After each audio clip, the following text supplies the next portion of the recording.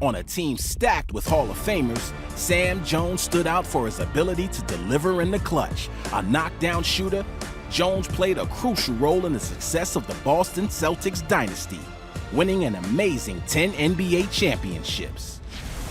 That guard from North Carolina College at 6'4", number 24, Sam Jones. The big thing about Sam Jones, he was such a reluctant scorer. Did not want to be the dominant ball handler. He was just that kind of guy. He didn't want it. And that was unfortunate for us because he was the one we wanted to give the ball to almost every single time up court. And we would look for him and force the ball on him. And he would take the shots in the last few seconds and do things that we expected a top shooter to do. He was so reluctant to do it. And but there was no question in anyone's mind about his capability. Sam Jones, did you know he was the state champion in the state of North Carolina in tennis? No, see? You learn something every day. Sam is as nice a gentleman as you could ever meet, and he was so quick and so fluid a money player. Down the stretch, you didn't want to see Sam Jones with the basketball. Right now to Sam Jones, he's good! One of the greatest shooters in the history of the game. Sam, the bank shot. When you shoot a basket from the front of the rim and it hits the board and go in, most people say it's luck. Sam could do that from almost any position on the court. He had mastered that shot. Oh, Sam is unbelievable. Sam Jones came out of North Carolina, hit more game-winning shots for Boston than anybody alive, and did a great job for the Celtics. It's a good thing the Celtics drafted him because once Cousy and Sharman left, they were left with two great guards, K.C. Jones and Sam Jones. And who could want anything better than that? Senior NBA.com writer Sean Powell, for as much as Bill Russell was the anchor of the Celtics defense, they needed to be able to score.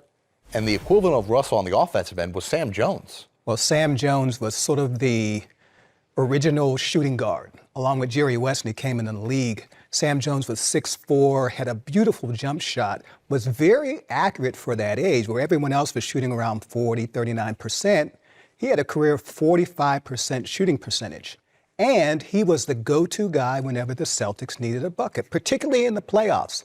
Bill Russell anchored the defense. Sam Jones, for a lot of years in that Celtics dynasty, before John Havlicek came along, anchored the offense. So we truly have to give him a whole bunch of credit for the 10 championships. Well, I would say so. He had a role. Bill Russell was obviously the centerpiece. He was the guy who came up with the big plays defensively, grabbed all the rebounds. But the Celtics were a machine back then. And usually offensively, the ball ended up in his hands, and he dictated, number one, where he was going to shoot, and number two, how many shots he was going to take.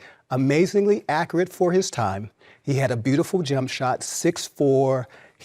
He had the size, the strength, and the speed to excel in that position and get his shot off. How do you think Sam Jones should be remembered?